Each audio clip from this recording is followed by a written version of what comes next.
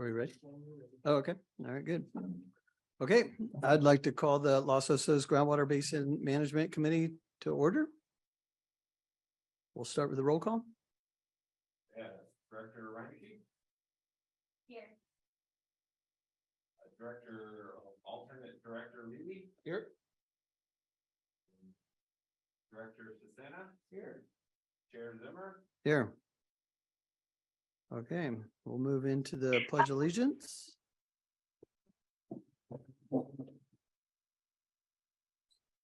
I pledge allegiance to the flag of the United States of America and to the republic for which it stands, one nation, under God, indivisible, with liberty and justice for all. Just a reminder, please make sure your microphones are on when you're speaking. Dan, yours is off. Thanks. Thank you, Laura. Also, a reminder to please try to keep your cell phones away from any active mics as well to avoid interference. Okay. We'll move to item 4, board member comments. Are there any board member comments? In here?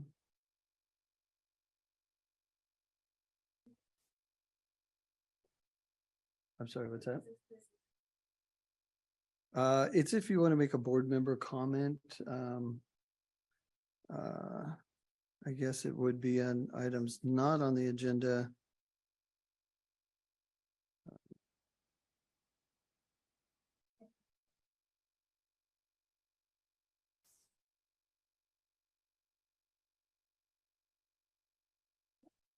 Yeah, please go ahead. So this is Director Beneke, and I have a few items that I want to make comments on before we start. So the first is I just want to kind of let the board know that S&T will be approaching the Los Osos CSD board to ask for the opportunity to buy into the current program Seawell.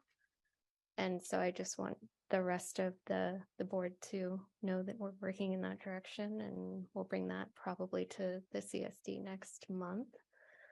The other item that I don't know if there's any standard protocol for this, but I just want to let others know as well that Charlie Cody, our staff member, our primary staff member, is also looking to retire from his staff position. So, as you know, he retired from the director position last year, and I stepped in for him. And we have Chris Gardner, who does help with that. But we at S&T, given our small percentage of the basin and our representation, are wondering if it would be okay with everyone if I would step in from time to time to cover that position that Charlie holds now. It may not be consistently, and I'm not sure that he's ready to do that yet this month, but it will probably be in the near future. Does anyone object to me filling that role for S&T? Well, we've talked about that in the past. You know, there's certain discussions that happen at the staff level and kind of puts the other directors somewhat, I guess, you know, just positions things differently. So if Cody's or I'm sorry, Charlie's not retiring yet, I mean, maybe we could bring that back and kind of think about that before making I mean, I think you're asking for a decision right now. Is that right? Yeah, maybe I'll defer to Dan on that, Yeah. on what exactly that would entail. Yeah, I mean, I would just add, you know, that in the past, given S&T's size and the size of their staff, that there is precedent for having their director also participate in the staff meetings. But to your point, Mark, yeah, I mean, it's typically we try to avoid that, but we have made exceptions just for special circumstances. And, you know, as I understand it, it doesn't present an issue relative to the Brown Act or a quorum of members if carefully managed.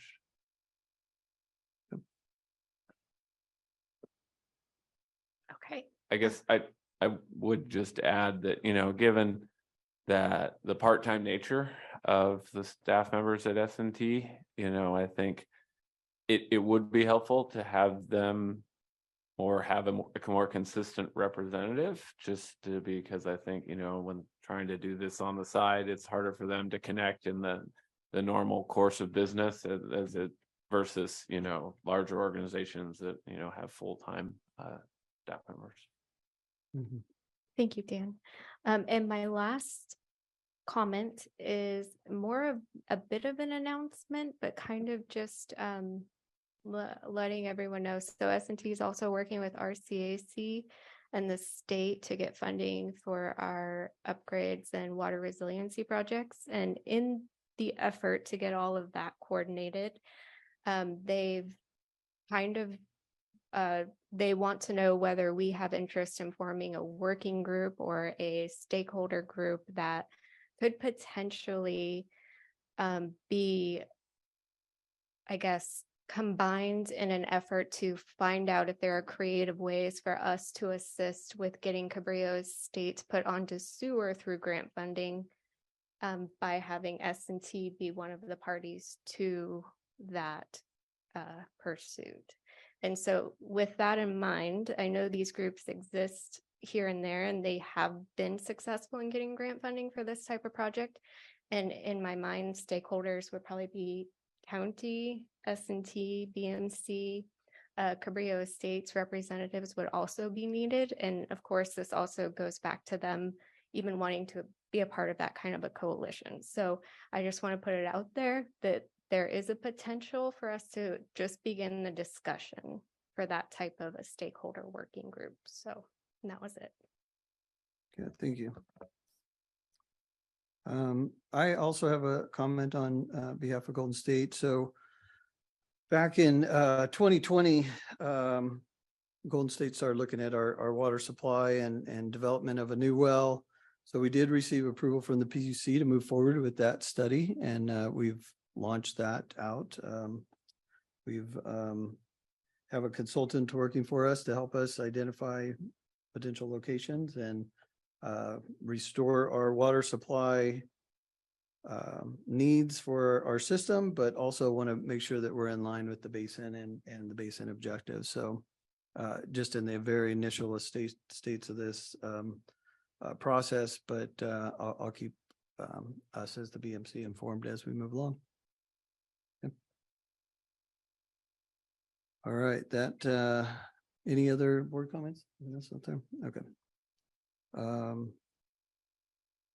So I don't believe we need to go to public comment for board comments. Is that, I mean, it is an item on the agenda. Maybe we should, or, okay, let's go ahead and we'll move to public comment at this time. If you'd like to make a public comment and you're online, please raise your hand. And if you're in the boardroom, please come up to the podium. All right, Deborah, you just have to unmute yourself. It's just for this item. Yes, hi, good afternoon. Thank you. My name's Deborah Howe. I'm a resident of Cabrillo Estates, and I'm curious if Golden State had got the results back from their water test on the Cabrillo well, and if they found anything significant. Thank you. There's no further public comment online. Okay, and there's no oh, I'm sorry, there is. Okay. I just had a quick one. Becky McFarland, Los Osos.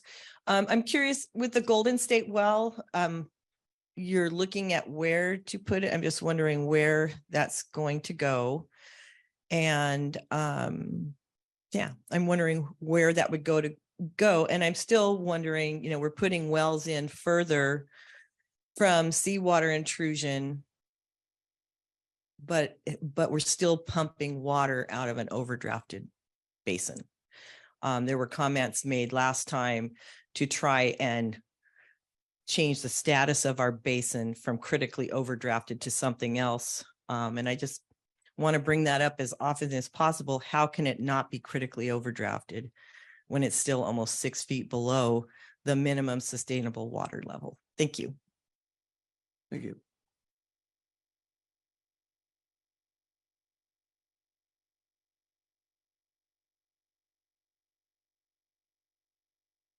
Good. Okay, hi, Scott Kelting first of all, thank you all for trying to solve our water issues. Appreciate all the effort put forward. I have several questions. I just went through, I could be wrong, but I went through some of the past meetings agendas and saw that there's still consideration of drilling a well on Andre Street in a somebody's home's garage. So a community well in an actual person's home's garage. I'm shocked to see that still being considered. It was an issue or was up for discussion several years ago, and it was decided not to because there was going to be an exchange for water rights to a developer from LA in order to put that well in that house. So I guess what I want to understand is what's the process for getting answers to our questions during this public comment. Also had some other questions. What is the social, economic, and environmental impacts of drilling new wells versus piping in water from Morro Bay? What percentage of the water from the Andre well site will be reserved for a developer to build new homes in an urban sprawl in Los Osos? Have you asked other homeowners or identified other locations? I just heard that you're looking for other locations. What other locations? What is the permitting process? And will Los Osos residents be informed that this committee is giving rights to a developer for water in exchange for a well? How will the potential negative impacts on surrounding homeowners' wells be mitigated if the Andre well is drilled? And who is the representative on this board that represents the private well owners in Los Osos? Thank you.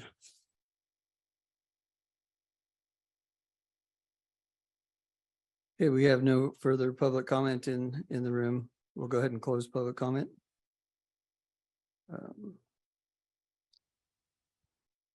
right, we'll move to item 5, special presentations. There are none. Our consent agenda, item number 6. We have 2 items on consent. It's the 2023 budget update and invoice registry and approval of the minutes from March 15th, 2023 BMC meeting.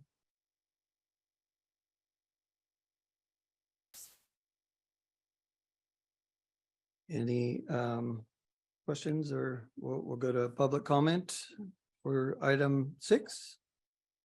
If you'd like to make a public comment on the consent agenda, please raise your hand if you're online or come up to the podium.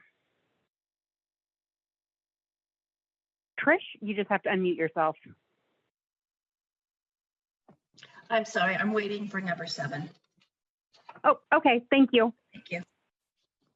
There's no public comment online. Okay, and there's no public comment in the room. We'll move to item 7, public comments on items not appearing on the agenda. I believe we have to take a vote. Oh, I'm sorry. Yeah, we need to move. Yeah, sorry about that. I'll move to approve the consent agenda.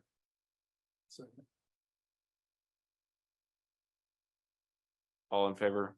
Aye. Aye. All right, motion passes 4-0. Okay, we'll move to item 7, public comment on items not appearing on the agenda.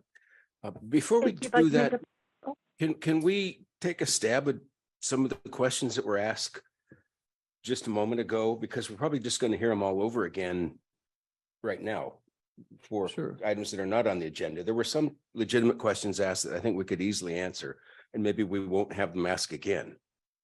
And I mean, there was, Yeah, I think the- some of those could be easily answered. I mean, some of them were very preliminary. I mean, Oh, this, those are going to come down the road. Yeah. So I think one of them maybe, well, we've already closed that item and now we're jumping back there though. That's the problem. I don't know if we should actually do that or just go ahead and, let them ask again. Okay. I mean, yeah, that's a good point. Cause I mean, a couple of them are easily answered, but typically I don't know if we've gone back and forth and answered all the questions like that. Well, I mean, the next item is public comment on items not on. Let's go ahead and do that and Yeah. we'll go ahead and Yeah, if they just want to say, please answer my previous questions. Yeah, that's we fine. could do that. I mean, a lot of the questions that you brought up though are far down. Will have the to be road. answered Yeah. later. Yeah. But I think there's some that we can address to the extent that we know. Awesome. Thank you for addressing the questions. You mind answering some of the questions I asked in the previous public Sure. comment section? Okay. Thank you. And Any if you're other online and you'd like to make a public comment, please raise your hand. And I do have one written in comment. It is from Michael Simpkins. He says, I'm a resident of Cabrillo Estates and president of the Cabrillo Estates Property Owners Association. Currently, we are under the local agency management program, which requires installation of expensive on-site wastewater treatment systems for the new construction or replacement of failed septic systems. We understand that even these costly modern systems only reduce nitrates by approximately 50% and do not necessarily remove other compounds such as pharmaceuticals, pesticides, and consumer product chemicals. We think it is time to reconsider connecting Cabrillo Estates property to the Los Osos wastewater system. We urge the county to spend the time and effort necessary to provide us with an estimate of what that would cost so we can survey Cabrillo property owners to see if they would support such a project. And then, Trish, did you still want to make a public comment? Yes, I do. I'm Trish Bartel, and I live in Cabrillo Estates, and I'm also on LOCAC. At our last LOCAC meeting, we had 68 individuals who were on our Zoom call, and the majority of those were there to hear from the Regional Water Board regarding their findings. I don't believe it matters where the nitrates are coming from. Under LAMP, every resident in Cabrillo will have to replace their septic with a very expensive wastewater treatment system. Many residents believe connecting to the sewer is a much better solution. I would like the county to come up with estimated costs to connect to the sewer so that we can present this information to the residents and landowners of Cabrillo and also to the residents of Los Osos. Thank you. There's no further public comment online. Okay. We have one more comment in the room with us. Me? Oh, thank you. Becky McFarland again. And I thank you too for, this is a big job to take on. Myself and a couple of my neighbors are taking a short course in hydrology from some experts in California. It's on groundwater sustainability and hydrology. And I'm learning more about what it takes to do this, but I'm also learning more about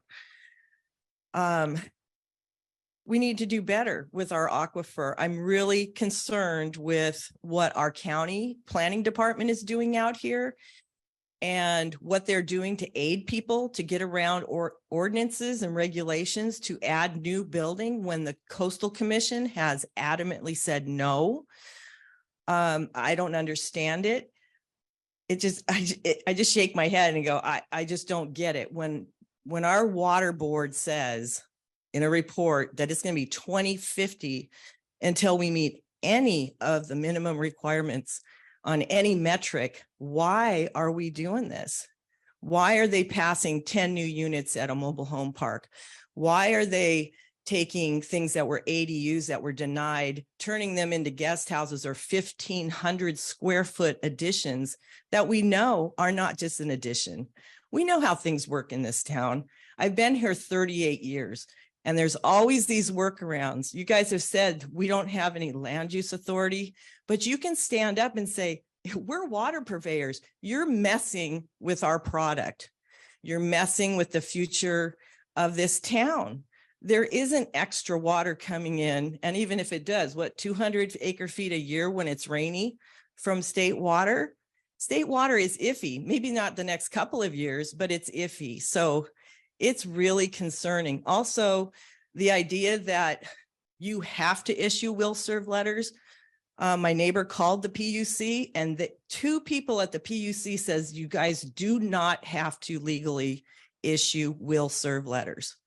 So that can't be an excuse for giving people a will serve.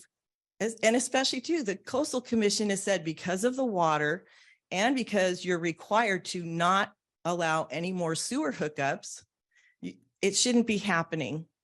The other thing that's happening is someone saying that they're retiring lots. Well, those retired lots are being added to other lots, and then buildings are going in on them, basically starter homes. Some will become vacation rentals, and they're illegal. Some of them are called guest houses. You can't rent them out or live in them. So I think you guys should stand up for your water supply and ours. Thank you. I do have one more online when we're finished with in-room comments. Okay.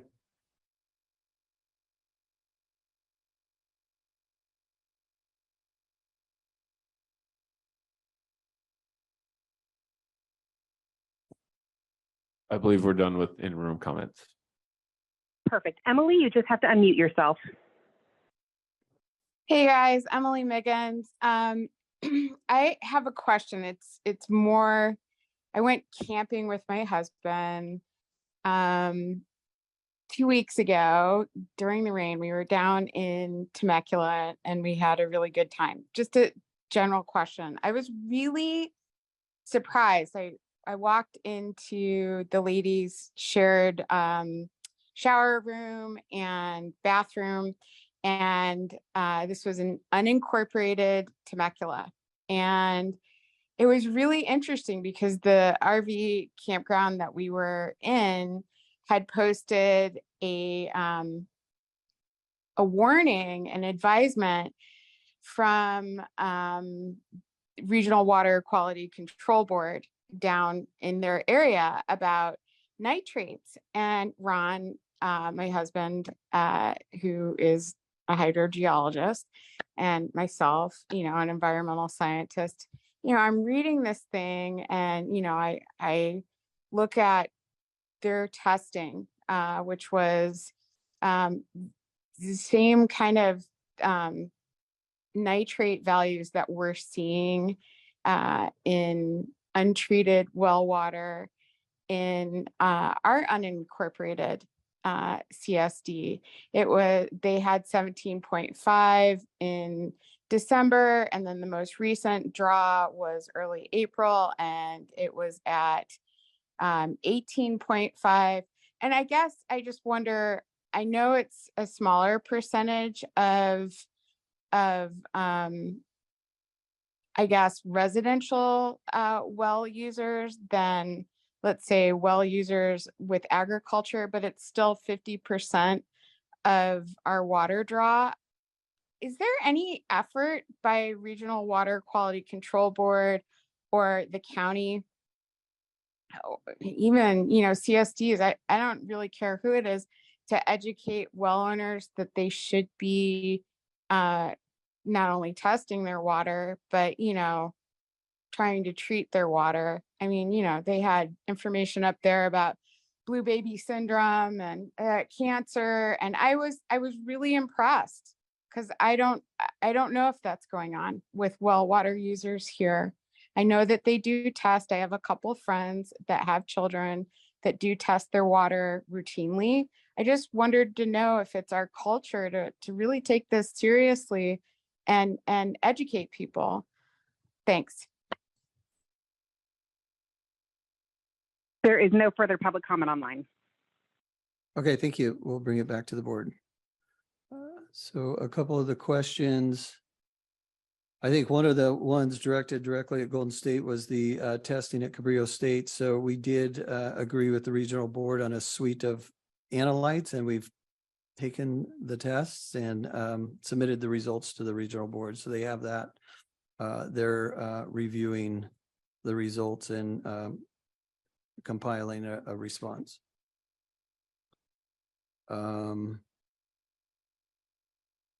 Other questions that, Chuck, is there something else that? New well location. So yeah, so the comment on the new wells. So as I mentioned, this is very preliminary. First thing we have to do is get approval from the PUC to even go down this road and this effort. And we're well aware of the Andre and those conditions out there. That's why we want to get a suite of options in front of us. At the end of the day, I mean, as a water purveyor, we've drilled many wells in Los Osos, and we've lost many wells in Los Osos. We've been chasing nitrates for decades. here in Los Osos, starting it with the upper aquifer, shifting to the lower. Now we're moving back and have the potential to treat upper aquifer. The basin plan has us going, looking at closer to Andre. I mean, that's just part of the plan. So whether it's that house or some other parcel closer to there, that is a site that's identified by the plan, but we don't have a specific site picked out yet today. I think we're just ready to entertain that study that would identify Right. potential sites and that kind of thing. Yeah. But I would say that if you remember the last time around, that was one of the factors that sunk that site. Yeah. Is because we didn't want any part of a water wheeling kind of agreement that way. And also the fact that we had the Bay Oak site available. Now, it's not as good a site. I mean, I went down to a garden show presentation on Andre a couple weeks ago. It's wet down there. It's a lot of high groundwater. And one thing to keep in mind is that any well that we drill would be much deeper, I think, than any of the residential wells. In that sense, it'll be a different aquifer. And first that sounds like we're just going to suck yours down, draw it down, but we'll be in a different aquifer, a different level of the aquifer. And nothing gets done without full suite of environmental studies. And that includes the social ramifications of putting that well out there too. Yeah. But no, there's been no decisions made. There's not even a list of preliminary sites yet that I'm aware of. And I don't know if you have anything else, Dan, you wanted to add to that. There were a lot of questions that were out there, and I saw you writing them down pretty. Yeah, I mean, I think you covered The critical ones. I mean, I think as I understand it, it's a well siting study that's being performed right now. So it's going to look at a number of different options and then make recommendations and then have to go through the full permitting and environmental process as you described. Yeah.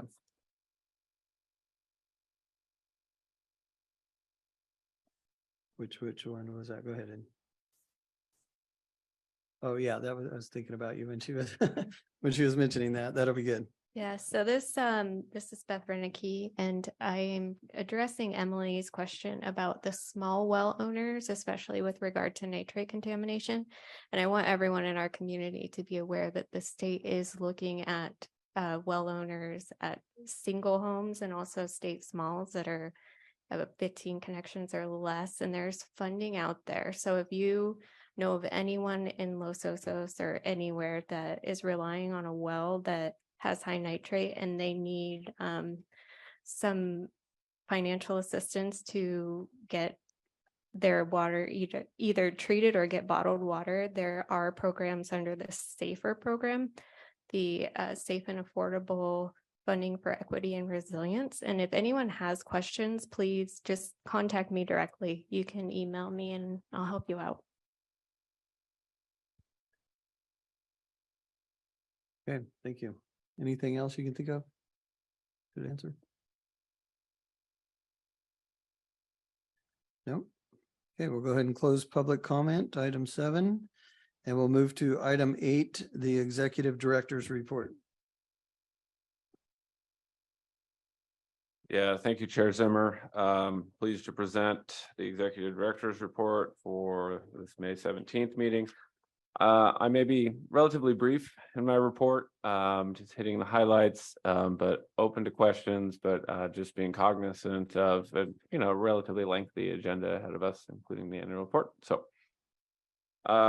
just starting off with the Water Recycling Funding Program grant. I feel we've been talking about this grant for a long time, but I think we're making good, exciting progress on that. And actually we have developments, recommendations relative to that grant later in the agenda, including a recommended consultant to complete the Water Recycling Funding Program study and to develop a transient model. I do have a little bit of unfortunate news about the aerial electromagnetic survey that was scheduled for April. DWR did come out. I personally got to witness their helicopters flying around. Unfortunately, they were not able, as I understand it, to fly the Los Osos Basin for two reasons. One, it was foggy, which probably shouldn't come as any surprise to anybody. But two, they got called off to help with flood emergency response efforts elsewhere in the state. So as I understand it, we did not get any AEM data collected for our basin, but the DWR has indicated that they'll be coming back in the fall. So optimistic that we will get that data, just delayed by 6 months. But well, those of you that know Los Osos also know that the likelihood of not having foggy days is much greater in the fall. So hopefully that works out for them. Lower aquifer nitrate investigation. We had a presentation from the regional board at our last BMC meeting. Since then, there's been some additional work that's been done, some additional water quality sampling that's been collected that was referenced earlier. And really the update here is kind of as directed by the BMC staff, BMC party staff, and regional water quality control board staff are continuing to collaborate on this issue and identify, potential next steps. And, we'll bring something back to the BMC once it's further solidified or agreed upon. I guess the other update there was also, since our last meeting, a presentation by the Regional Water Quality Control Board on this issue to the Los Osos Community Advisory Committee that's available for viewing if people are interested. Program C, Adaptive Management. We had a presentation at our last meeting about the anticipated increase in sustainable yield that the second and third Program C wells could provide. Staff is valuing that, weighting that, and we'll be bringing back an agenda item for the BMC to potentially consider adding or re-including the third well back into Program C, which had been previously deferred. So more to come. Moving on to sort of county planning initiatives, the Title 19 water offset study is progressing. The Madaus Water Management, the consultant the county procured, is working with county staff to prepare a technical memorandum, and that memorandum is anticipated to be completed by June 30th of this year. Some recent developments with respect to the ADU ordinance. On April 4th, the County Board of Supervisors approved the Coastal Commission's suggested modifications which include removal of ADUs as an allowable use in Los Osos. With that action, the Coastal Commission's final certification of the Board of Supervisors approved modifications, again to remove ADUs as an allowable use, is anticipated to occur in May. Additional information is available on the links included in the agenda packet. And that concludes my executive director's report. Okay, thank you, Dan. Any questions from the board before we go to public comment? One thing that I remembered Mr. Bishop saying at that LOCAC meeting where he gave his presentation on the nitrates, that the next branch in the decision tree was expected toward the end of the year. At that point, the water board thought they might know if they had enough information to make a decision or whether or not they would need more information. Because he talked about this being an iterative process where you gather information and then decide if you need more. So be patient through the summer, folks, is I guess what I'd like to say. There's a lot of interest building on that issue, and it probably be the end of the year before we hear much more about the results of studies.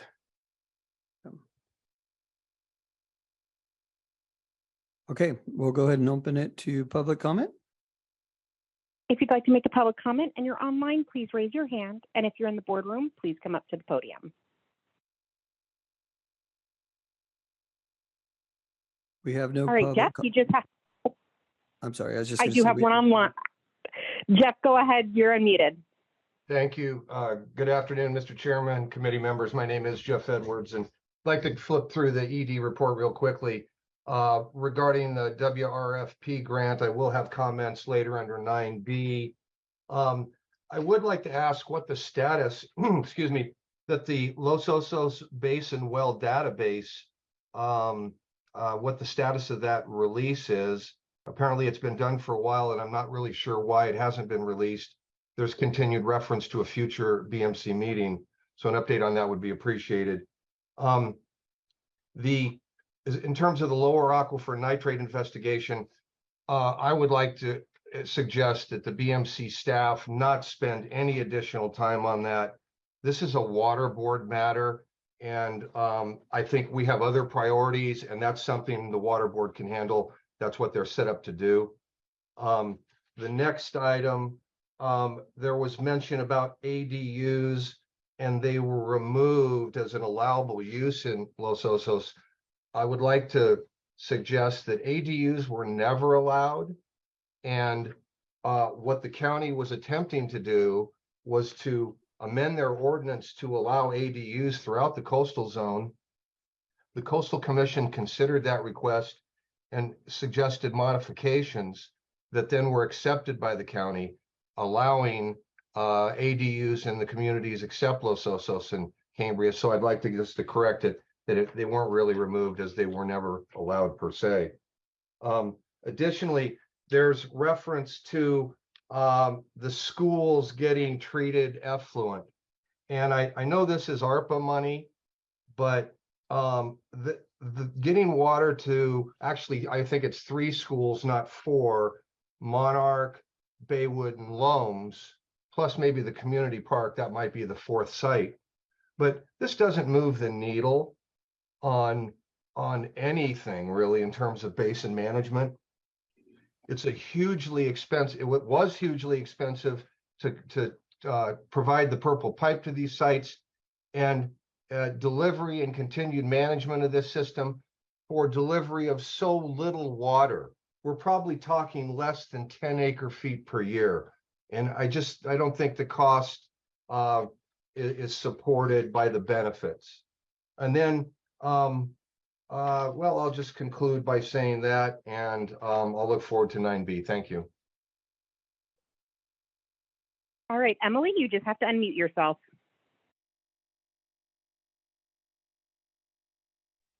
Hi, I just wanted to, Emily Miggins, just wanted to comment on, the ADU versus, other builds. The county, I think, has made its intentions pretty clear with the other types of builds that they are aggressively permitting all over our community. And just for the audience and for the committee to be aware, which I'm sure you already are, instead of an ADU now, the mechanism is going to be putting on these gigantic jumbo additions. And we're already seeing that happen with county planning. And I don't think that's going to help our aquifer either. So it's just a thought and an opinion to share. Thanks. There's no further public comment online. Okay, thank you, Laura. We do have public comment in the room. Becky McFarland. I wanted to make a comment in regards to ADUs. The county calls them a lot of different things. 8 of them were appealed recently to the Coastal Commission and denied. They called them secondary dwelling units or whatever. They were ADUs and the county was permitting them, and they're still trying to, just calling them something else. And Coastal Commission has said, stop doing that. Another mechanism that the county is using is, oh, we're not going to give them a coastal development permit. We don't have to do that. We'll give them a ministerial permit. And then you don't have to notice your neighbors. It doesn't go to the planning department or where there's a hearing where the planning commission where people can stand up and make any comments. They're taking that away from citizens in this town. It may not have happened in front of your houses yet, but it's happening on our street and it's happened elsewhere. And they are water using units. They have bathrooms. As I said before, we all know of people that put in rooms and then put plumbing in, then hit it, and then afterwards bring that, go back in and do that. That's what's happening with these, 1,500 square foot additions on a home that asked for an ADU and got it appealed by the Coastal Commission. We need you guys to help out, all of you to help out on that, because it's, our only water supply. And it's not right. It's not right. It's rotten what the county planning department is doing here. And you guys need to stand up to Bruce Gibson. He's helping them do that. Our planning department is coaching people on how to get around it. And it can't just be us, little neighbors going, they won't listen to us. And code enforcement is basically non-existent in this town. The same goes for water wasting. Homestays, which really aren't homestays. People are blocking off hallways and making like little apartments and renting them out as vacation rentals. There's a limit of 50 in our town. Go on Airbnb and see how many illegal vacation rentals and homestays are in this town. And some of them are owned by county employees and water board employees. So I think it shouldn't just be a few neighbors trying to figure this out, because it's all of our water. It's not just yours, and it's not just for the developers or the people that are trying to make it here by illegally renting out units. I feel for them. It's hard to make it here. It always really has been, because there's not great jobs in this county, but at the expense of our water, I mean, seriously, we're impacting our only water source. Thank you. Thank you. There's no other comment in the room. Do we want to answer any questions on that, Dan? Yeah, let's just make sure getting them all. I think the only real question that I think we got was about the Los Osos Basin well database. And right. yeah, we have been referencing that a bit. And really the what we've run into is an issue of confidential information being included as part of the well database. And so we're working together at a staff level trying to figure out, what information we can make available and what information needs to be, redacted so that we don't violate any rules with respect to confidential information. And it's so that's something we're working through. It's it's gonna probably slow down the making that database available, and it may or may not ever become publicly available because of that information. So but I would like to acknowledge that it is an incredibly powerful data set and tool that will be useful for a number of BMC management initiatives, including the development of the transient model. And I think it's great that the BMC and the parties will have that available to them. Okay, thank you, Dan. Any further director discussion? Okay, we'll go ahead and close item 4, move to item 5 on the agenda. 9A, presentation of draft 2022 BMC annual monitoring report.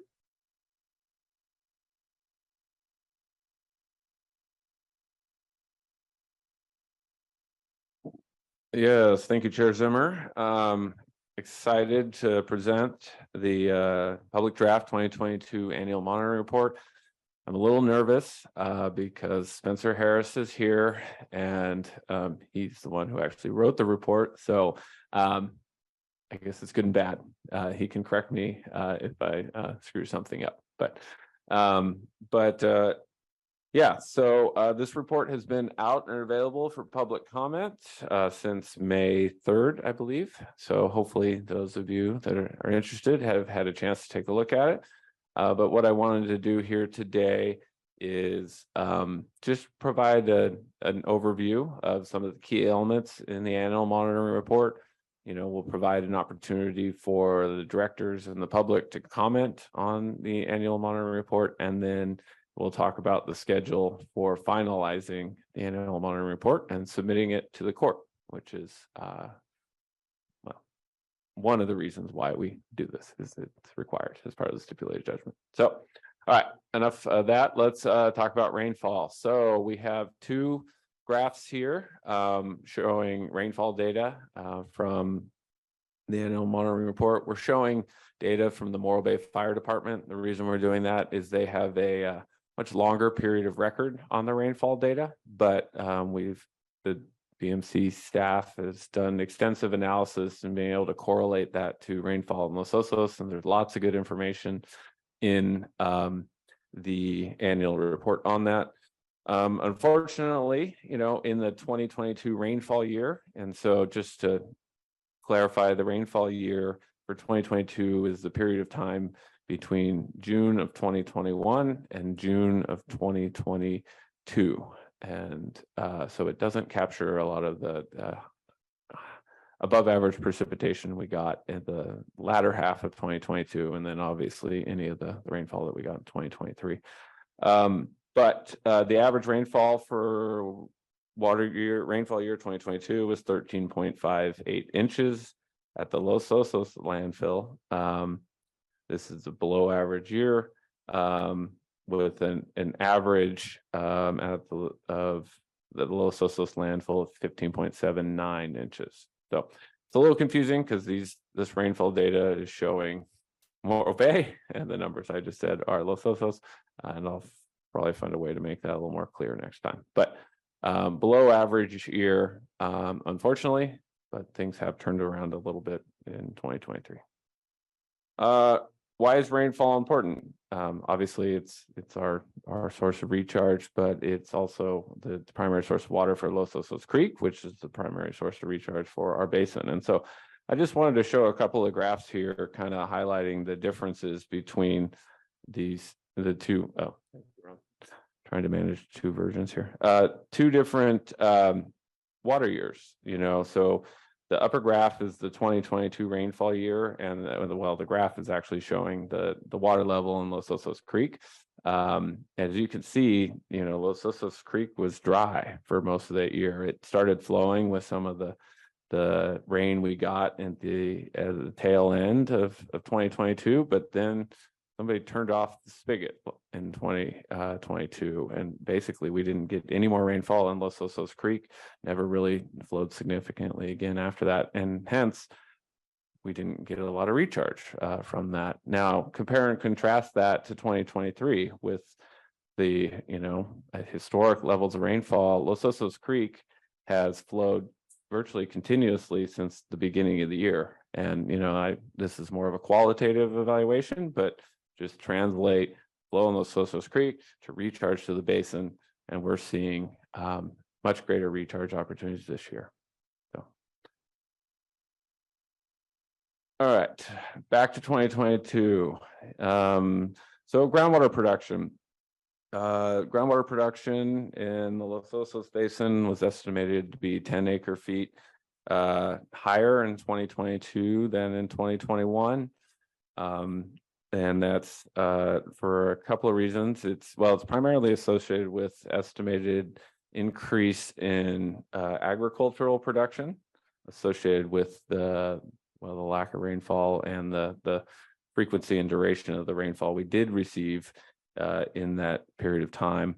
But we also had reductions in other groundwater production, relatively significant reduction in the community water, community facilities, and that's associated with increased recycled water deliveries to Sea Pines Golf Course and reduced groundwater pumping to serve that development or that user.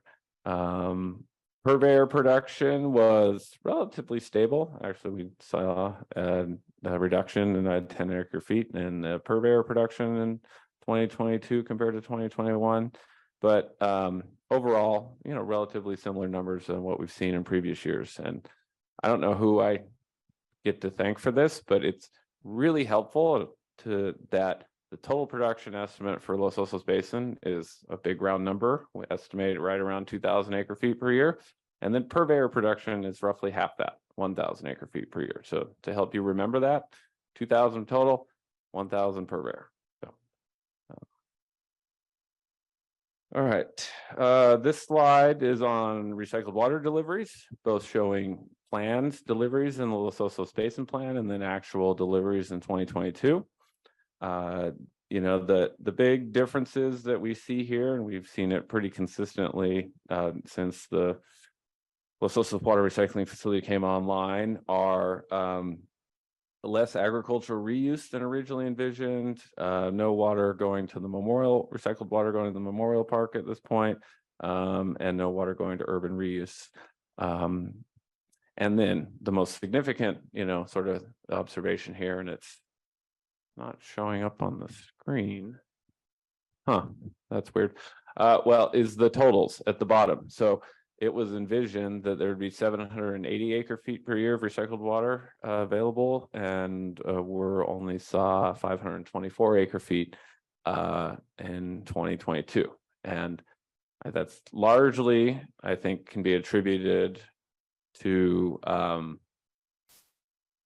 but just the conservation efforts of our community. We don't have that much recycled water because we're not using that much water for indoor uses. So that's a good thing. What I don't know is it may also be associated with population assumptions. So I have to look into whether that was a future value or a current planned value. But not as much for recycled water as we thought we have, but not necessarily a bad thing because it's tied to conservation. All right, you know what the key components that we use to monitor the health of the basin are our basin metrics, and we have a number of different metrics that we've talked about over the years: the basin yield, the water level, chloride metric, and the nitrate metric. Instead of going in, let's just hit it briefly. So we saw a deterioration in the basin yield metric.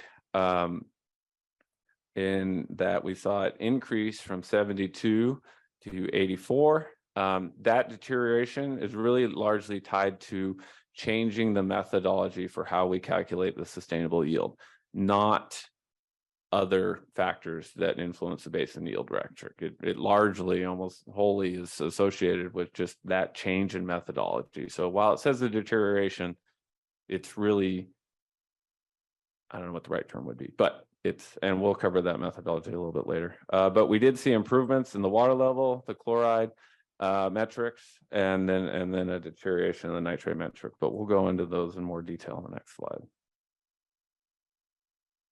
So the basin yield metric. So the basin yield metric is the comparison of current production divided by the sustainable yield estimate. And so, as I mentioned, in October of 2021, the BMC unanimously approved an updated methodology for calculating the sustainable yield and utilized that methodology for calculating the sustainable yield for 2022. And that updated methodology includes a number of components. One, it doesn't allow seawater to intrude further inland than current extents.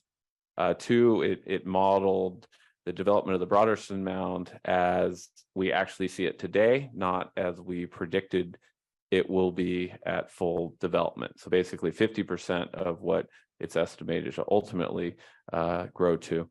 It also included an update to the precipitation assumption that goes into the model. We lowered the precipitation to account for some of these more recent drought years that have lowered our average precipitation. And then we updated the pumping constraints associated with the individual wells in the model that are a component of how we calculate the sustainable yield. So the total amount matters, but also which wells you pump it from matters.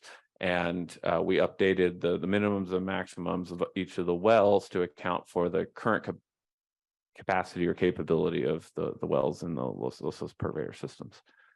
So all of that reduced the sustainable yield estimate from 2,760 to 2,380.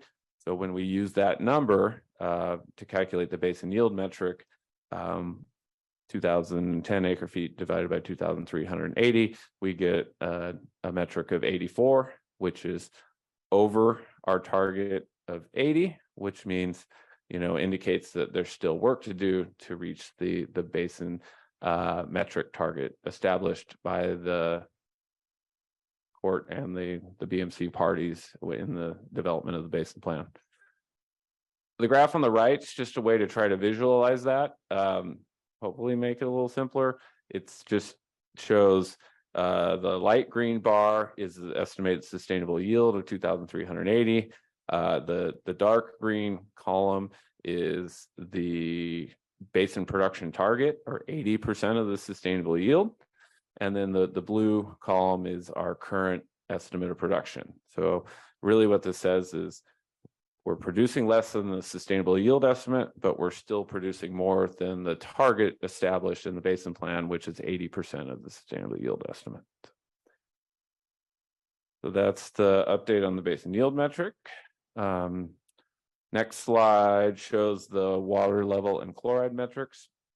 In 2022, the water level metric increased from 2.1 to 2.5 feet, hence an improvement in that metric.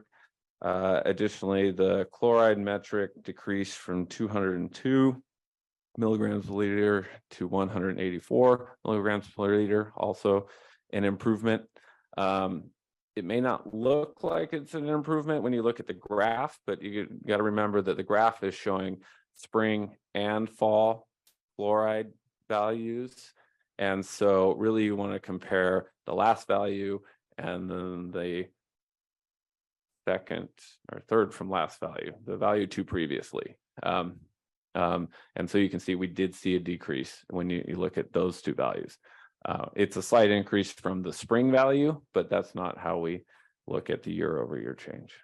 So both metrics are, I would say, showing positive signs. We're seeing water levels increasing. We're seeing chloride levels stabilize, maybe improve, hard to say, but that's all similar to what was anticipated in the basin plan. And that's what the dashed lines show here, that it was going to take time for the metrics to meet their targets established in the basin plan.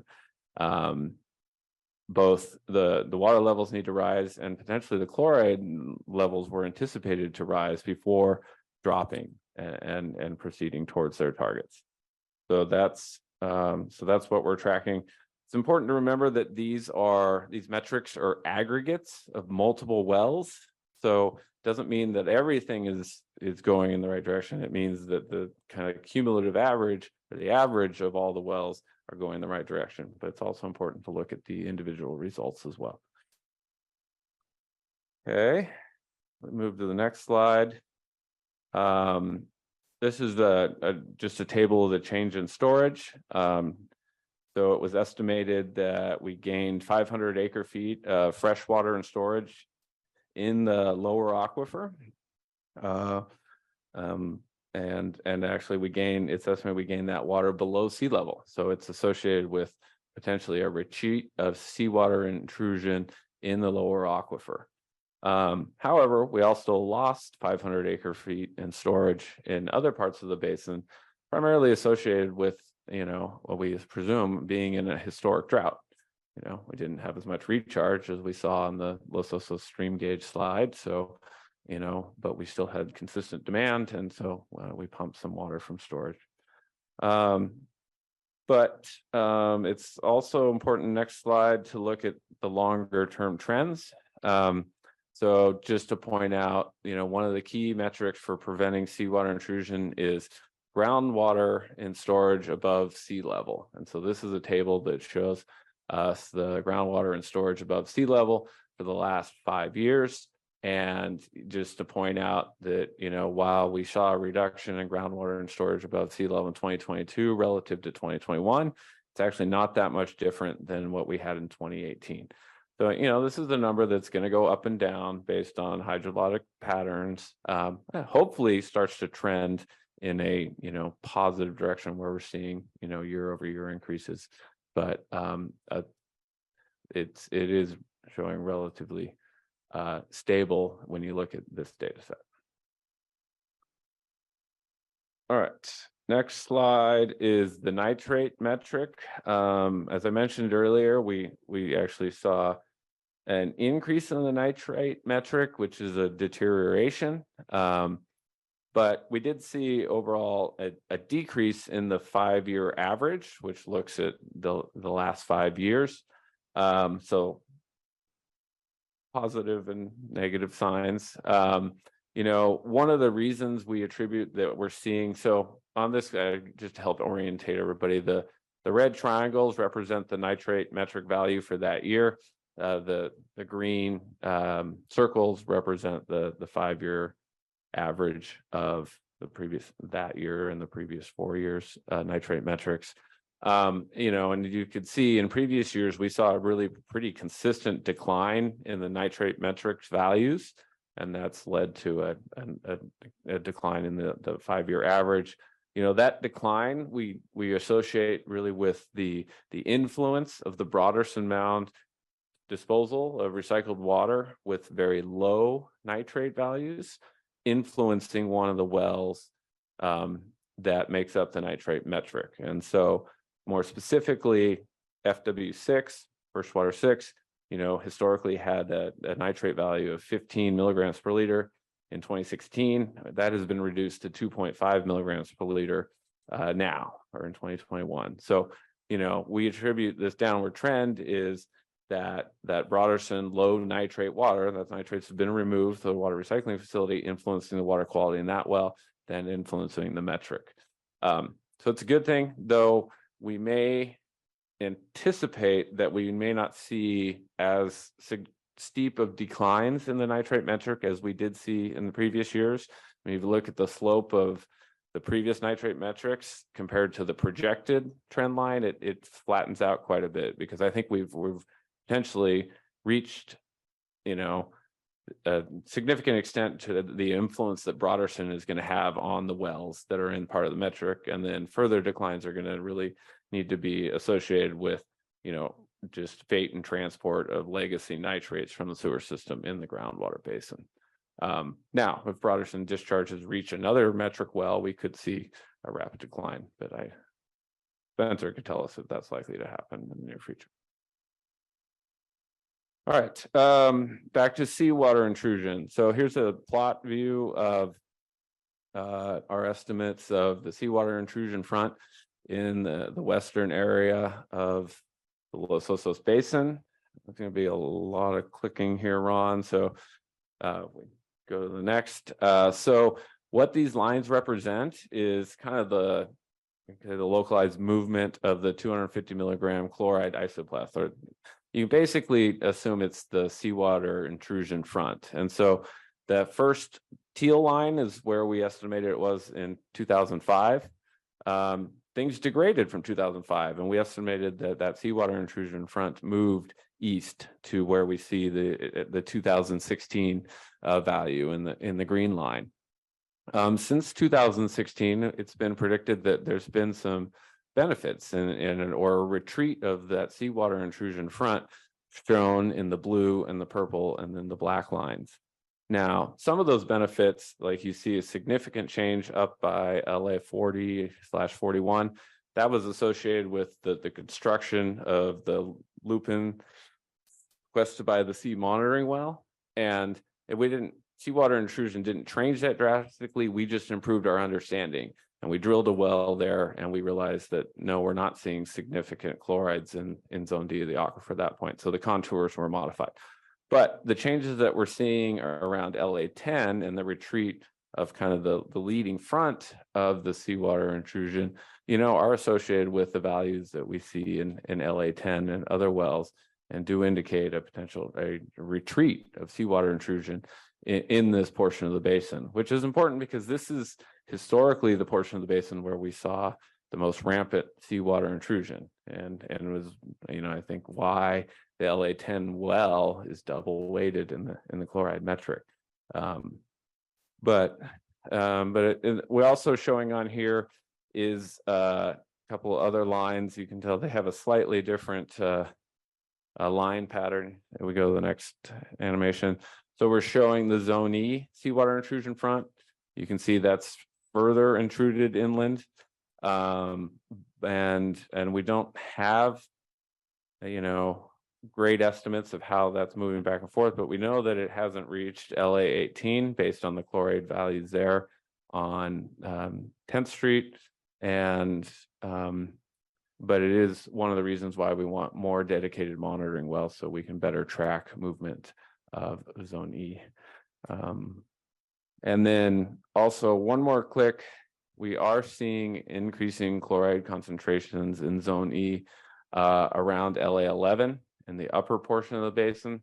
And so that's something that, as BMC staff, BMC purveyor staff are watching closely. I think we're making good progress on seawater intrusion in the central portion of the basin, but we need to make sure that we're watching for evidence of seawater intrusion in other portions of the basins as well.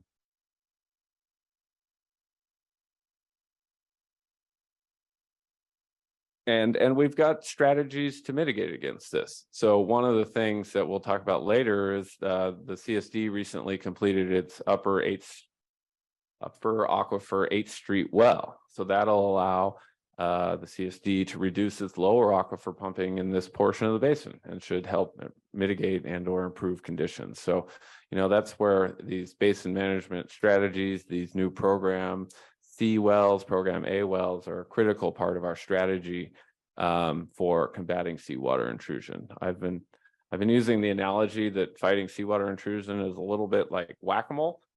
So you whack it over here, you make these management practices. We feel like we got a good part here, but then it might pop up over here. So you got to be, diligent and active in your monitoring. So, okay. Moving on to the upper aquifer water level profile. This is another key component of our monitoring the basin. This is where we analyze water levels in the upper aquifer to maintain or evaluate if they're sufficiently high to prevent seawater intrusion from occurring. And for the most part, and we visualize that by, is the blue line above the red line in this figure? And for the most part, we do feel like the water levels are protective of the upper aquifer, but we have seen in this year's annual report and last year's annual report that unfortunately in the area around upper aquifer well 5, which is I believe it's the well on 3rd Street, the CSD well on 3rd Street, near Baywood, the Baywood Pier. It's probably the closest landmark in between the Baywood Pier and the Sea Pines Preserve, or not Sea Pines, sorry, Sweet Spring Preserve. Yes. So this is something else that we're watching. This isn't the first time that we've seen the upper water levels in the upper aquifer drop below the protective profile. We've seen it in other drought periods, but we're seeing it now. We are coming out of a 3-year historic drought, but there's also other things that have been changing in the basin. We've stopped discharging septic water to large portion of the basins and concentrated it in one area. So what impacts may that have outside of the nitrate issue? So something that we're watching closely and we'll continue to report on to the BMC. Okay, moving to the next slide. So this is a update on the status of basin plan infrastructure projects. We do one more click. I think we've got something to celebrate this year, 2022. We completed Program A. So, significant milestone for the Basin Management Committee, completed one of the 4 primary programs, I would say, that, focused on creating a sustainable water supply. One of the 2, focused on a sustainable water supply for the existing community. This program was completed with the CSD completing its, as previously mentioned, 8th Street Upper Aquifer well. So definitely something to highlight in this year's annual report. We go to the next slide, and one more click. Major updates on this slide are progress being made towards completion of Program C wells. So the CSD has made significant progress over this last year, including the drilling of the expansion well number 2 for Program C over on the, what are we calling it, Chuck? Bay Oaks, the Bay Oaks site.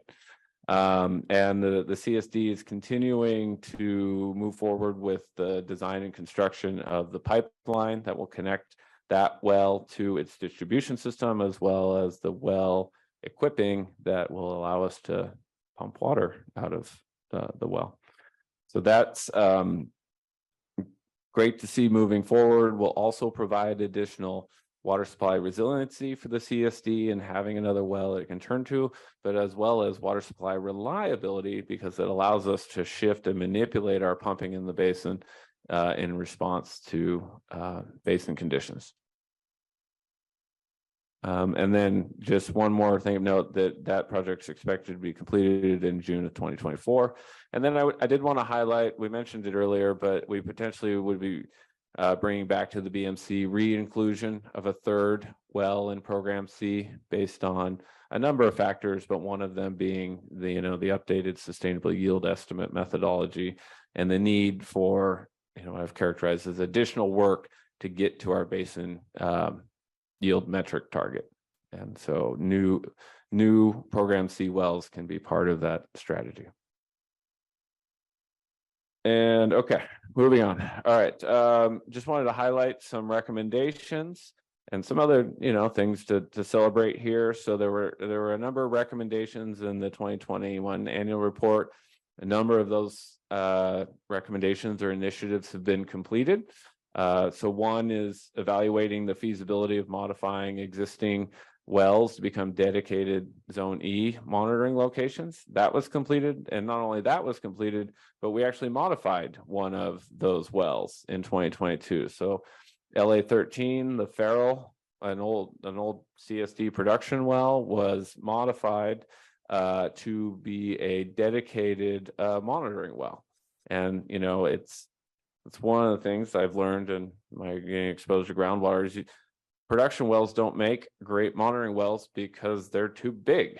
Their diameters are 6, 8, 12 inches, and to pump enough water out of there to get a representative sample isn't practical, and or they may not be screened in the areas where you actually want to collect the monitoring data. So we modified this well by installing a much smaller casing and filling in the gap, and now we can effectively collect water quality samples from this well to better track Zone E seawater intrusion. Also completed in 2022 was evaluation of potential sites for a new dedicated lower aquifer monitoring well, and we'll talk about that later. We updated the maximum sustainable yield estimates for the Program C wells. That was actually completed in 2023, but has been done. And that incorporates the new sustainable yield methodology. Also in 2023, we developed a rating curve for Los Osos Creek. It finally rained, so we had the opportunity to go out and actually collect flow data. So that was pretty exciting. Couple of things that are kind of on hold or taking a different path are reevaluating the metrics. The water level, chloride, potentially a lower aquifer nitrate metric. We have put that on hold because we're improving our groundwater monitoring network through the Farrell well modifications, hopefully through the Skyline monitoring well later this year. And so we didn't want to propose new metrics and then have to change them shortly afterwards with new monitoring points. And then the peer review for the basin model really has been deferred. No point in evaluating our current steady state model if we're going to be working on a transient model. And so we've actually incorporated the peer review in as part of the development of the transient model. And then there are a couple of new recommendations in the 2020 annual or 2022 annual report. We have one in close monitoring upper aquifer 5 water levels and water quality. That's that 3rd Street well I mentioned earlier. 2, attempt to locate and salvage first water well number 7. So this is a well located over by the Broderson leach field that was lost. I guess associated with the construction of Broderson leach field. Yes, okay. So I don't know what Spencer's vision for this is. He wants us to get some shovels and all go out and meet at Broderson, but I guess we're gonna go try to find this well. And then, you know, a big initiative for 2022 is again the construction of that new lower aquifer monitoring well on Skyline Drive. And then just some other initiatives that we're working on, the water recycling funding study and the transient model. We'll talk about that later. New Skyline lower aquifer monitoring well. It's a critical initiative. You know, as mentioned before, the Rosina well is one of our primary wells for evaluating seawater intrusion in the central portion of the basin. It's got borehole leakage, the production well. It's just not the best monitoring point. So a Skyline monitoring well could potentially be a much better monitoring location and monitoring well for tracking seawater intrusion in that critical portion of the basin. With that well, we could then finish our evaluation of the metrics and potentially updating them. Ongoing investigations into lower aquifer for nitrate contamination. We talked about that earlier. And then the county and the purveyors have some other initiatives. The county is working on an updated evaluation of water conservation measures, or the Title 19 water offset study. The county is described in the executive director's report. It's working on a number of improvements to the water recycling facility and recycled water system, new connections, but also operational improvements to hopefully reduce operating costs and or potentially, I don't know if it's going to make more water available, but reduce costs and improve operations. CSD will continue its progress on the program C well number 2, and then ongoing dialogue with the county and the Coastal Commission with respect to the community plan and, you know, potential development of criteria for the future growth in Los Osos. And then finally, just a slide on the upcoming schedule for the annual report. It's been out for review for approximately 2 weeks now. We'll be taking public comment here at this meeting, and then proposing to bring it back at the June 21st BMC meeting for the BMC's review and consideration for approval, and ultimately submission to the court by June 30th, 2023. And that concludes my presentation on the 2022 draft annual monitoring report.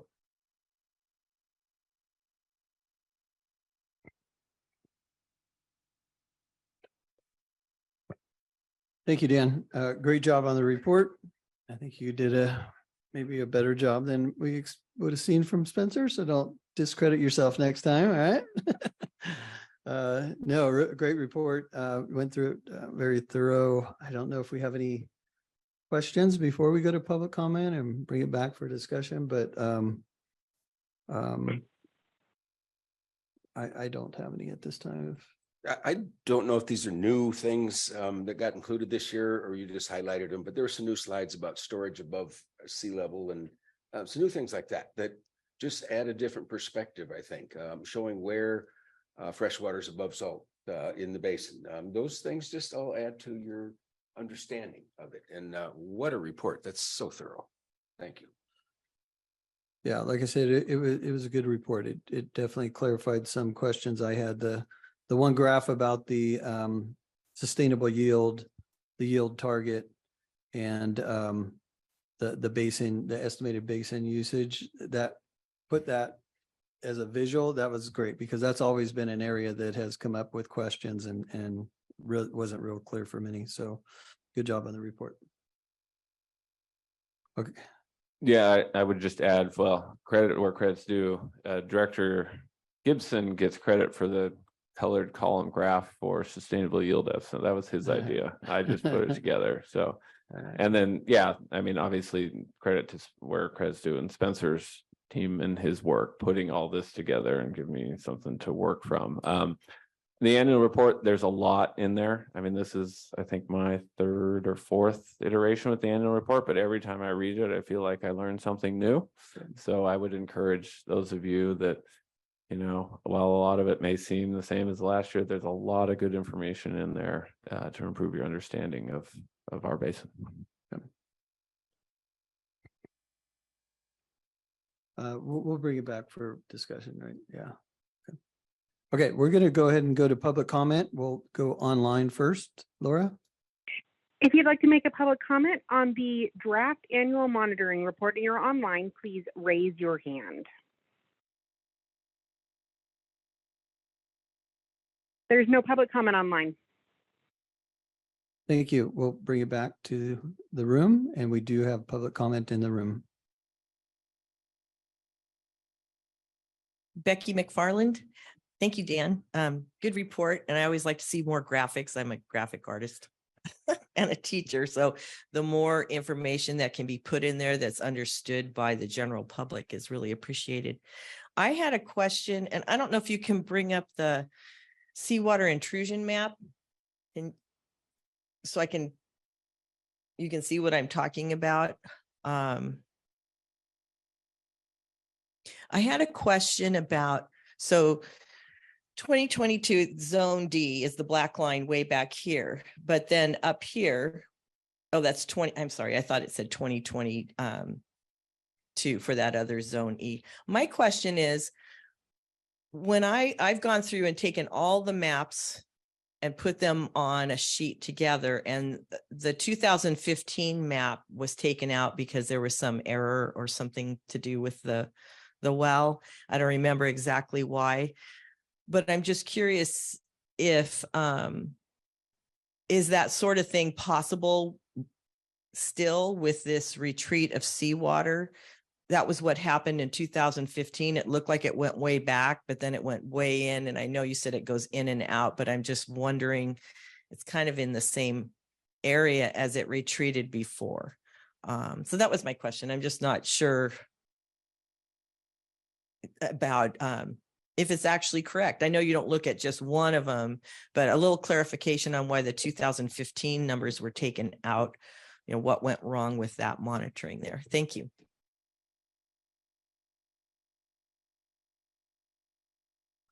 Okay, we have no further public comment in the room, so we'll bring it back to the director for discussion.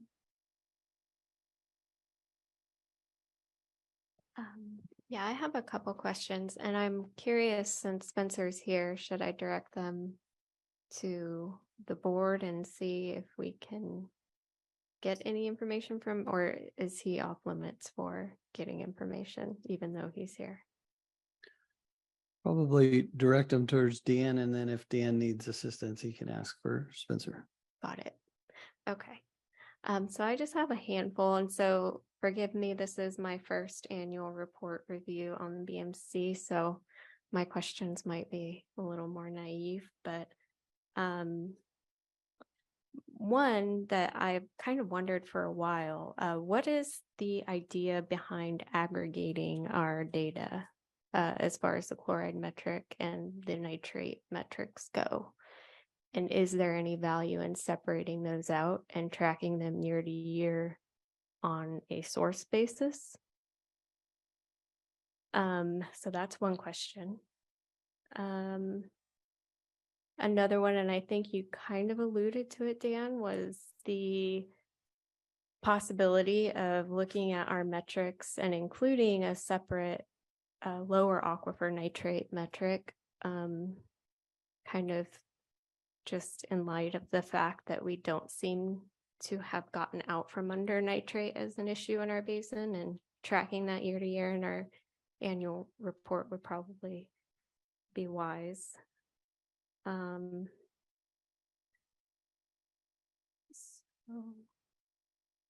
And as far as the Broderson Mound is concerned, I was looking at that in the context of the basin yield, and I can see that's a heavily weighted item and probably what I assume will be our future basin yield. We're looking at that, and we're looking at rainfall. So my first question with that development of the Broderson Mound. It's at 50% today. And I don't know that we've seen any appreciable change in our actual sustainable yield with regard to that. And I'm wondering how it's being evaluated now. And are we expecting a significant difference at 100% with regard to the basin yield?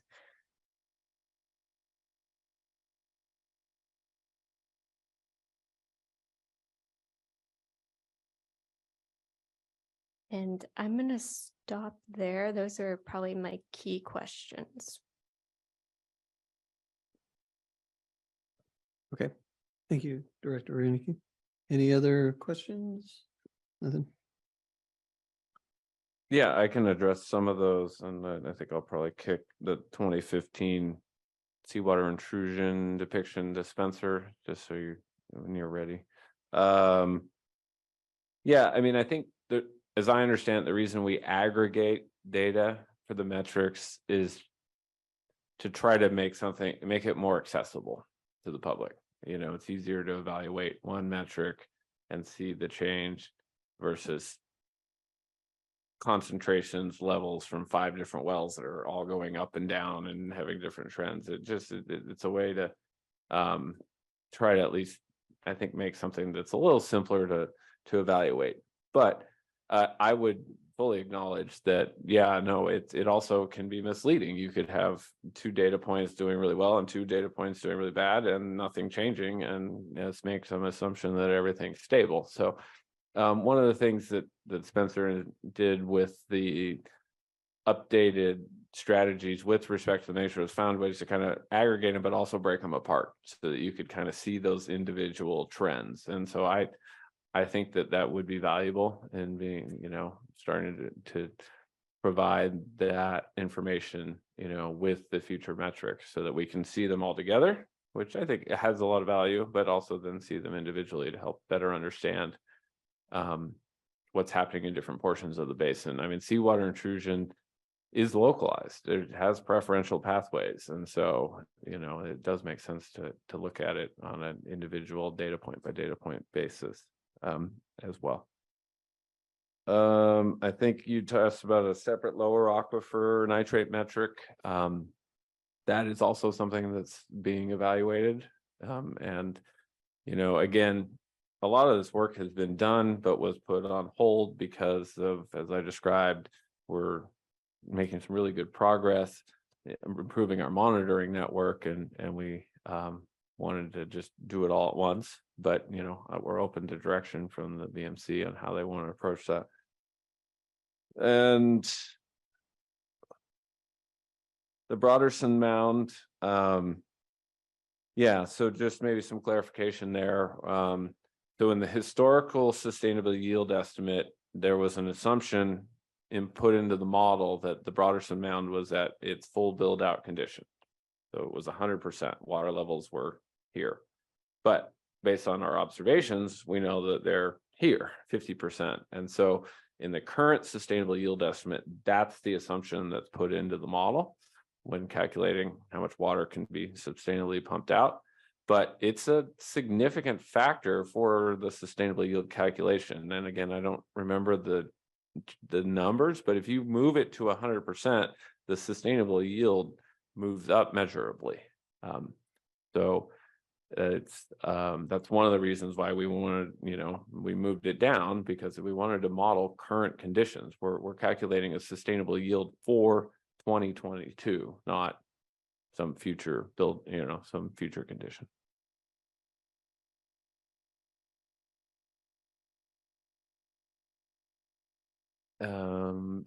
Spencer, did you have on the 2015? I don't. Is there an explanation, or was it just got too many lines on there and we had to take one of them off? Good afternoon, Spencer Harris. But first, let me say, Dan, yeah, you did a great job. I think you know how to pull what people are interested out of the report to present it. So while there's a lot in there, there's certain things that are good to get out in front, and you do a great job on that. Thanks. So The 2015 line, and I don't have that with me. I don't recall there being an error per se on that line. I think it probably, if it looked like the 2022, it relates to the movement of chlorides at Rosina, which is LA10. And that's been an ongoing subject of study and discussion, which is one of the reasons we're going to try to create another monitoring point in that area. But the actual movement of the seawater intrusion front, as shown here, is a result of interpolating between the points that we have. So it doesn't necessarily represent a physical movement of the front as far as it's shown on the map.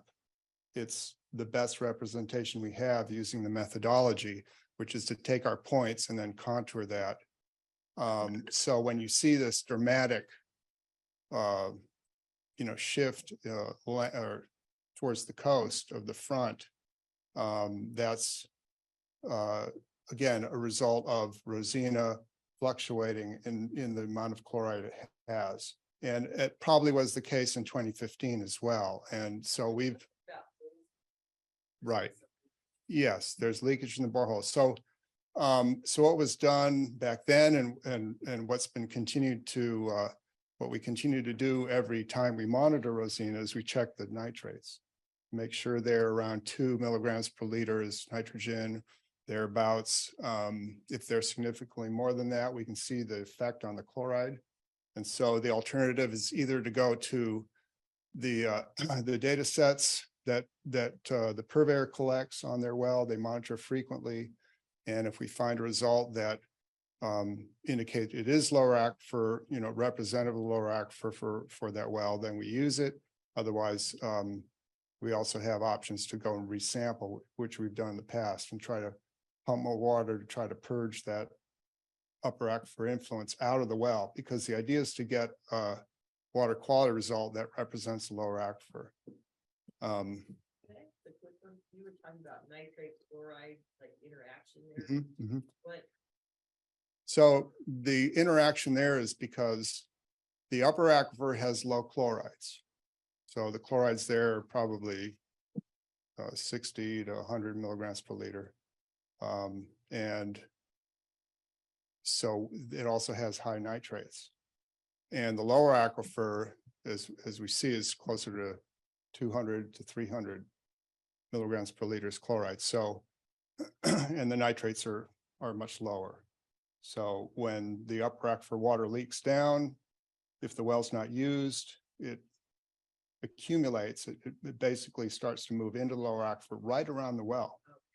And so when you pump the well, you're seeing that mixture.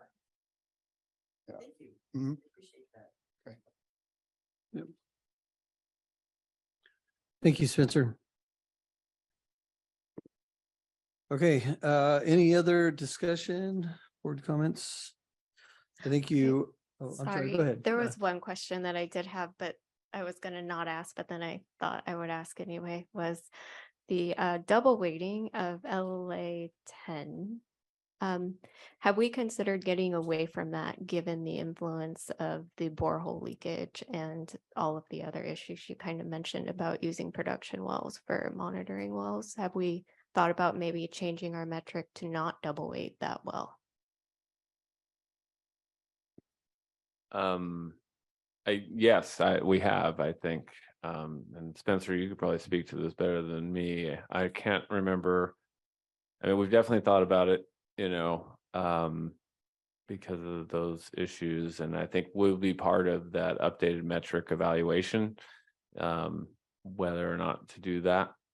But yeah, no, but for a number of reasons, right? It's that well is challenging to get, consistently representative samples. And then, it's potentially also, while that was a historic pathway for seawater intrusion, we need to be watching out for other ones as well. So does it still make sense to double weight that one? Yeah, Skyline, aren't we putting a new monitoring well there too? That's going to help bad data point that takes some of the significance of Rosina away.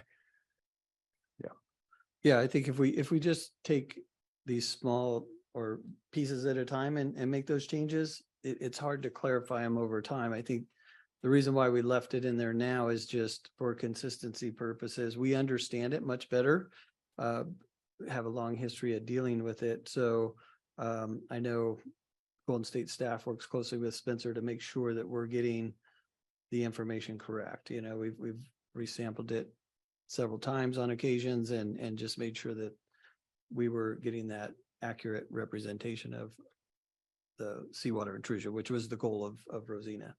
So I think if we took it out, because we talked about taking it out, if we took it out, may create more confusion than be helpful at that point. But I know, right, adding Skyline well, monitoring well is going to be our solution to that. And then maybe at that time, that's when we talk about taking it out or not using it or modifying it or something of that nature. Yeah, I would just add though, it's a great point that Chair Zimmer brings up. Yeah, anytime we make a tweak to these metrics, we're going to disconnect ourselves from this historical data, depending on the tweak, right? Like if we didn't double count it, we could correct for that and still keep our historical. But like if we're to add the lupine new well or the Skyline new well, we can't recreate the history with that data point. So it's going to create a disconnection point, and that's one of the reasons why we're I think very hesitant to do little tweaks. We want to kind of do this comprehensive evaluation and modification because it does kind of disconnect our metrics from the historical data. You might have answered my question actually, which was, what does that process look like if we are to reevaluate our metrics? Can we do it comprehensively and have it be like a one fell swoop that we review everything all at once? I mean, I think that's the hope and the goal, yeah. And that's why we've at least held off while we're actively working on monitoring program improvements, new wells, modifications to wells. It doesn't make sense necessarily.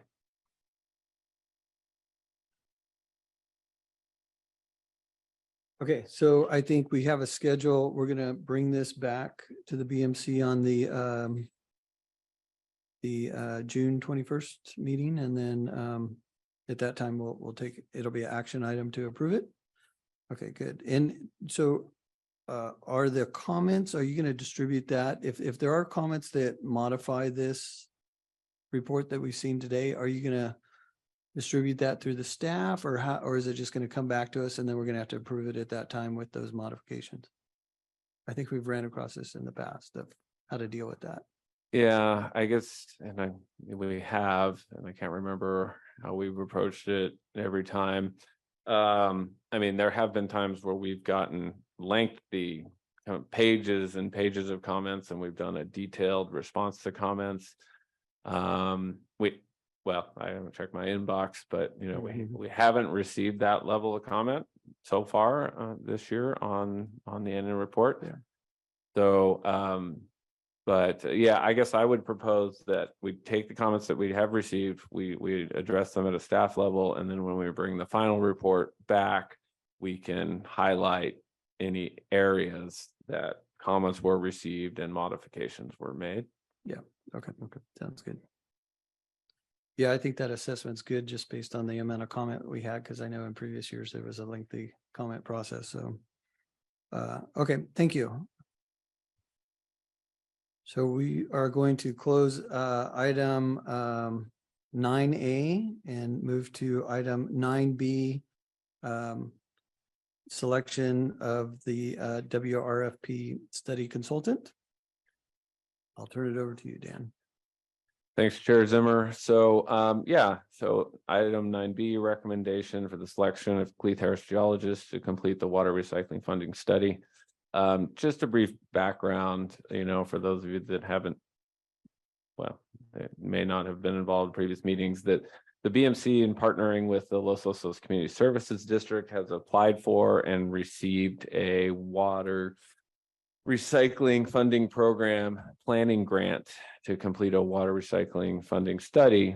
And what was included in that application and a key component of that study is the development of a transient groundwater model. That's a critical tool that we believe we need for basin management. It'd be significant improvement and upgrade of our existing model. It would allow us to input variable hydrologic conditions, variable rainfall, variable pumping, just a lot of things that we can't do with the steady state model. So with the grant award, as well as contributions from the county and contributions from the BMC, we have enough budget to complete that study. And so what BMC staff, along with BMC party staff, we formed a consultant selection committee. We released an RFP. We received 3 proposals. The selection committee, which included a representative from each of the BMC parties, reviewed the proposals, ultimately decided that they would like to interview the top 2 firms that submitted proposals, performed interviews with both of those firms, and then making a recommendation that the Cleith Harris geologist team be awarded the water recycling funding program study based on their extensive knowledge of the Los Osos Basin and their partnering team members' experience preparing these specific studies. And in the agenda packet, I've included just some other additional information on our funding program for this project. But that concludes my recommendation. Okay, thank you. We'll bring it back. Any questions before we go to public comment? Okay, we'll move to public comment online, Laura. If you'd like to make a public comment and you're online, please raise your hand. Jeff, you just have to unmute yourself. Thank you, Mr. Chairman. Good afternoon again, committee members. My name is Jeff Edwards, and I support the transient model. Clearly, it's going to be beneficial over time, but this $350,000 proposal before you goes way beyond what we need for basin management in Los Osos. And I recognize that the state has certain requirements and strings attached to their $200,000 grant. But what we're doing here is we're spending, by my calculations, about $160,000 to get a $200,000 grant. Not a good investment in my estimation. So in referring to the scope of work that is in your staff report, again, I support the transient model, but I don't think we need all these other things in here. For example, we have, and this is largely work that's going to be performed by WSC under task 5. They're being paid almost $120,000 for this. But they're going to review all the existing documents. Okay, that's great. They're going to do a recycled water market assessment. That is, find out who wants recycled water. Well, I don't know if anybody's told, well, Cleith Harris knows, presumably, we don't have any extra recycled water. So we're talking about a market, we don't have a product. So I don't know why we're doing that. There's additional discussion under 5.4 about injection wells. I would submit to you respectfully, we're never going to do injection wells in Los Osos. Then there's discussions about alternatives, indirect potable reuse, advanced treatment. We're not Pismo Beach. Direct potable reuse, advanced treatment. It goes on. None of the work in task 5 is relevant, except they have some vague reference to water conservation the impacts on water recycling for the purveyors. Well, the purveyors don't do water recycling, or sorry, strike that, water conservation. So a big share of this really doesn't help us. And this study is going to continue for 19 months until the end of next year. Don't we want the transient model sooner to really implement, get it calibrated and have the peer review done? So, you know, Hey, if Jeff, you do the math, your time's up, Jeff. okay, I'll summarize by saying if you do the math, you can fund it yourself. You don't need the state and the strings that are attached to the grant because you're going to keep paying for this. You have to comply with it. Thank you very much. There's no other public comment online. Okay, thank you, Laura. Bring it back to the room. Any public comment in the room? No public comment in the room. We'll bring it back to the board. Any board discussion or further questions?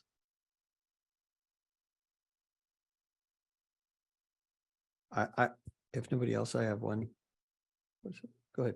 I was just gonna say, it's a pretty thorough study. I mean, I gotta say, there's a lot in it. But I don't really want to think about changing course right now. Yeah. I had a question about the charts and the cost and the funding in the description mentioned below. So we talk about a 2024 budget approved for $25,000 for the stream gauge rating curve, and we performed that work this year.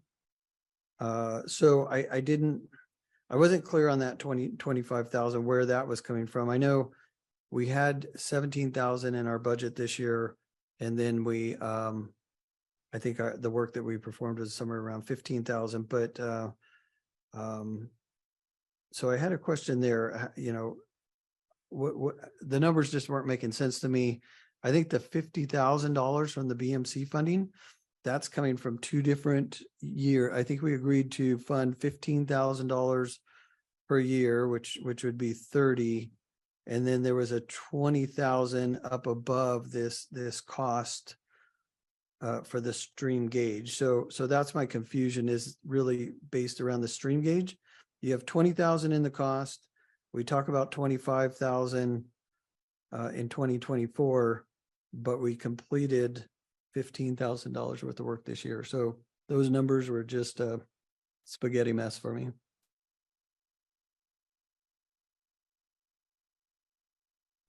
Yeah. It's I think it's a artifact of the fact that if I recall, the original budget estimate for the stream gauging was 25,000. And a portion of that work was done over a year ago in terms of mobilizing and getting ready, getting permits and all that. And then it didn't rain in 2022. And so then a portion got rolled over. And I think the more recent remaining portion of the budget that was required was that 17,000. And so that's where you're seeing those different numbers. And the 20,000 was somewhere in the middle. I mean, the reality is we may need to get a little bit creative on, what is the match here? I mean, I think we're 90% there, 95% there, and the other thing is costs towards the model are not eligible or eligible, as I recall, upon notification that the grant is going to be awarded. So that the match cost eligibility extends back in time to when the CSD was notified. So, I'm confident that there's plenty of match funding there. Worst comes to worst, we might have to convince the State Water Board that we would like to show this additional project as part of the match funding. One of the ideas I've had for that is the well database would be clearly eligible for match funding. It's a critical component of the model development But we could put that forth as the match funding if we needed. And that's another 20,000 there. Okay.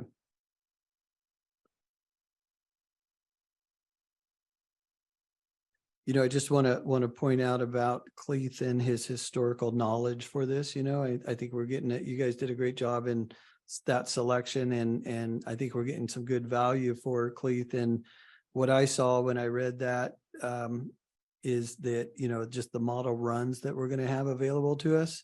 Just wanted to point that out, that, you know, some of the other consultants that we were looking at, they would have had a lot of catch up work to do, and then we would have come short at the end with some of the actual work that we want to see. So just wanted to point that part out, that I was happy to see that. Anything else from the directors?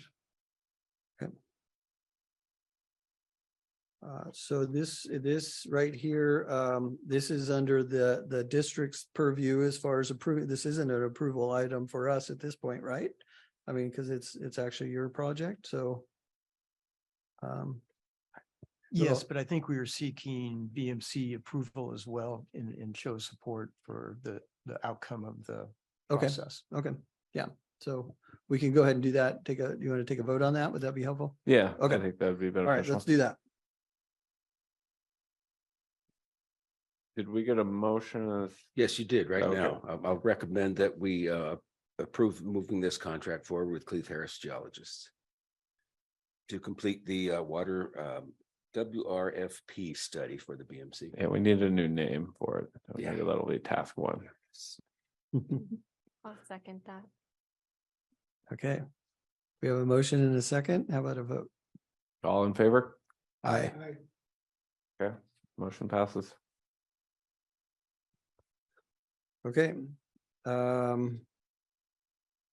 So we've gone through that concludes 9B. Our next item is item 10, adjournment. So thank you, everybody. Appreciate it. Meeting adjourned.